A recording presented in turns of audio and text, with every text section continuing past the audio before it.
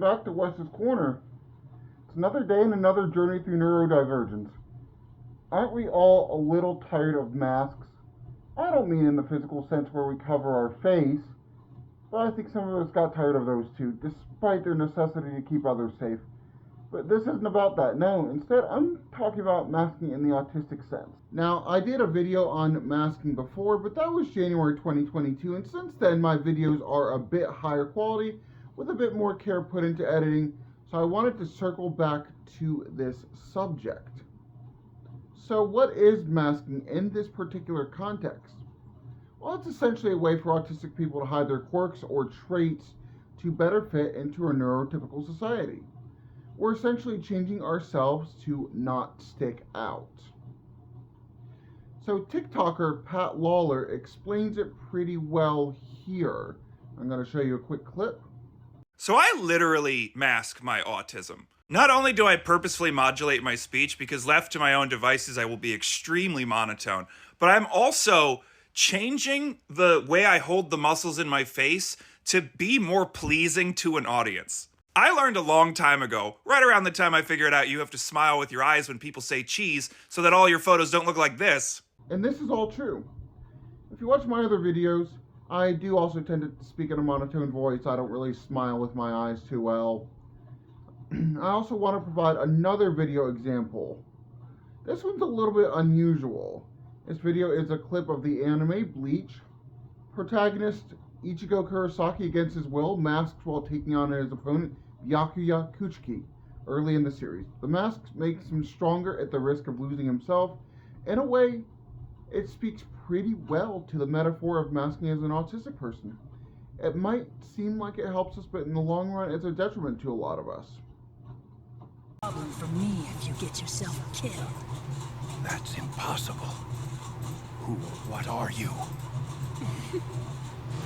You want to know who I am? I am. No name. So why do we mask? Well, as I said, it's to help us blend in with a neurotypical society. But I'm not asking the question in that way. What I mean is, what good is it for us to mask?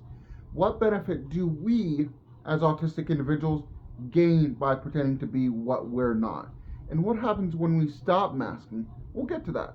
But first, let's go over some examples of masking. Credit goes to Dr. Neff's Neurodivergent Insights for wording this way better than I ever could have. I'll include a link to this in the description. So onto the examples, which we can divide into two camps, mimicking and rehearsing. So we'll start with mimicking. D&D players should be well aware of what this is. Mimicking basically consists of repeating phrases exactly as others have said them and using behaviors learned from watching others' interactions. We're essentially copying neurotypical behavior or mimicking it. As far as rehearsing, we create scripts used in social situations and we practice facial expressions and body language. Having the TISM means that we often tend to be a bit rigid, meaning we don't really show an expression and we don't have clear body language. Practicing that can help mitigate this. The thing is, though, masking, pretending to be neurotypical, is exhausting. It takes an extraordinary amount of focus and attention, sometimes at the risk of the interaction we're having. And even with this masking, it doesn't always work. It comes off as an AI doing its best impression of a human. Though to a degree, this does kind of sell us short, and that is not my intention here. So really, is it worth it to mask? Are we really deriving any personal benefit from pretending to be somebody else? I mean, it makes us all Oscar-worthy actors. We can do a hell of a job with that. The last time I checked, I wasn't Anthony Hopkins. We're not doing this for money. I mean, we kind of are if we have to mask at our job, but I digress. Mainly, we do it to fit in, to exist, to survive. We forge friendships based on who we pretend to be or who we really are. We adjust our mask based on our environment. Forced eye contact, personalities, and traits stolen from every person we come across, and a constant focus on our body language portrays who we are.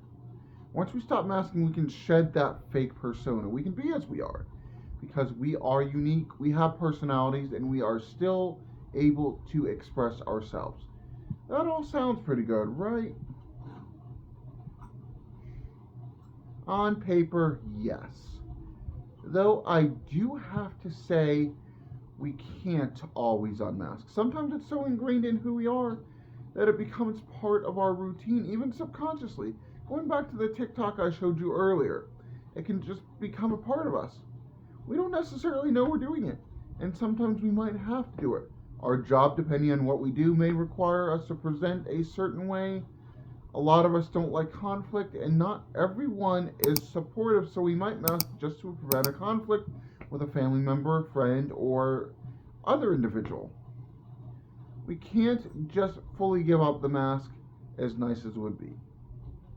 In the video I showed earlier with Bleach, the mask that Ichigo adorned was that of a hollow, a sort of undead, vengeful spirit to simplify the concept. But Ichigo is a Shinigami, basically guiding souls to the afterlife. Part of that is dispatching these hollows, but in order to be able to face his adversaries, he has to become different from what he is. And there's a sort of outcast society of these people who have the unique ability to manifest the hollow masks. Through the power of anime, he and these others end up using the masks less and less. They unmask themselves, Ichigo included.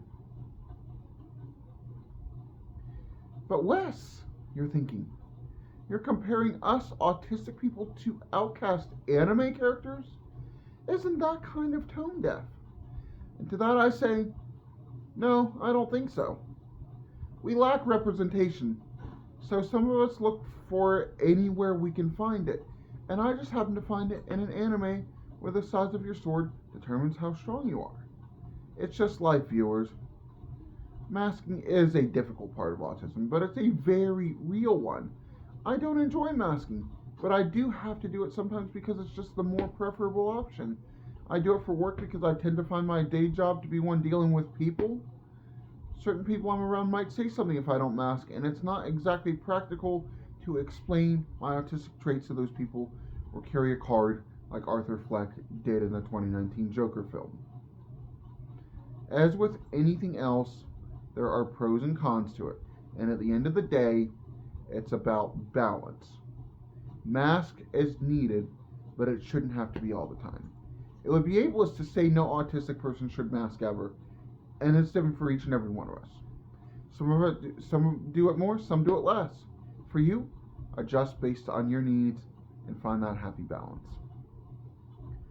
So with that, I want to pass it off to you in the comments. Do you mask? Did you stop masking? Do you still do it?